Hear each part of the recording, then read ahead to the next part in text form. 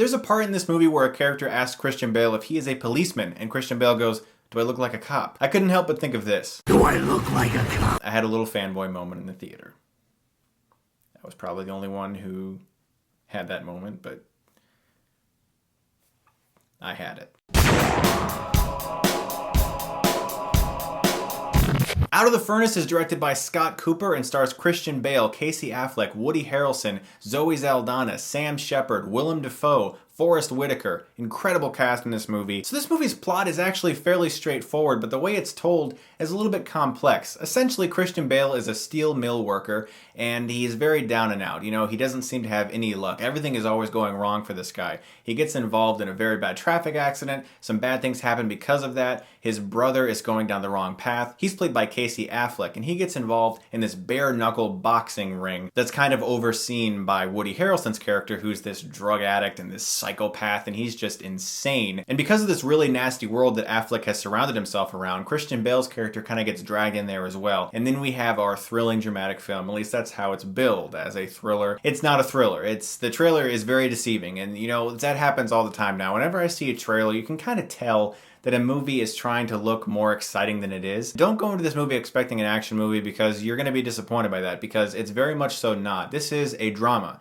that is very unconventionally directed, and I think that's kind of a plus for this movie. It has flaws, it's definitely not a perfect movie. There are certain elements to it that could have been a lot better, namely the pacing. It takes quite a while to get to the plot, to actually have the movie start and you're like, okay, now I see where this is going. But up until then, the performances were so good that I really didn't mind the slow plotting. Christian Bale is terrific in this movie. He's very good as this guy, because you don't look at him in this movie and see Patrick Bateman or Bruce Wayne or Batman. You see this guy who's just this average steel mill worker, and you know, he learned how to operate a furnace in a real steel mill, and he did all that work himself, and so he's effortlessly convincing as this normal guy. Casey Affleck gives the best performance here that I've seen him give since Gone Baby Gone. He was excellent in this movie as this really tortured Iraq soldier who's come back after 4 tours. He's seen a lot of things. It's really, really grating on his mind, and he can't figure out a way to live a normal life. Woody Harrelson steals just about every scene he's in this movie. He really chews up the scenery. He was really good as this really nasty, evil person who's just into drugs, and he's a killer.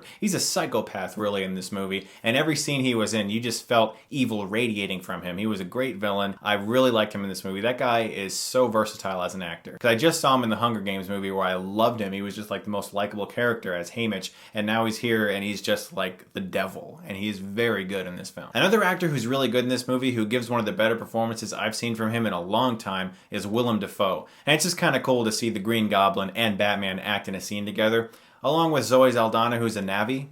Also, the future Batman's brother is in this movie. I'm really a nerd. I mean, I apologize. The movie also looks really good. Scott Cooper did a really good job with the directing of this film. It has a very, as I said, unconventional way of telling its story. And that is that when you think a character is going to turn the corner and fire his gun, it doesn't happen that way. You don't get the cliched reactionary shots and then pull around the corner and shoot a gun and then pull back and then pull around and shoot again. You don't get those quick cutting shots. It's all very, very subtle. And for that reason, I was taken off guard by certain parts of this movie. Sometimes that was a really strong element to the film, where certain scenes felt very powerful. And sometimes it worked against the movie, where I felt that it was trying to be something that it didn't really deserve, trying to be a little bit too metaphorical and have all these various meanings and hidden messages and everything. And it didn't really feel like the film's script deserved that type of weight, because it really is a very simple story that just has a very interesting way of being directed. And so for that reason, I was consistently interested in the film, even though it is a little slow to build the plot at times. Forrest Whitaker was also really good in the movie. I mean, that was definitely the strongest point of this film. The acting was phenomenal from everyone involved with it. My major complaint with the film is kind of strange, actually. I can't really say exactly what it is because it's a spoiler. The last shot in the film feels completely misplaced. I have no idea what it means, I don't know why it's there, and it confuses the hell out of me. And it's been bugging me for a full 24 hours since I've seen the movie. I don't really understand what it is, what it means, why it's there. I have looked up things about it, I've talked with other people on IMDb, everyone's like, what does this mean? I don't get it. And it sort of put me off, you know? Because I really like the way the film concluded. And then there's this shot that's just there, and I don't really know why it's there, and it's been bugging me.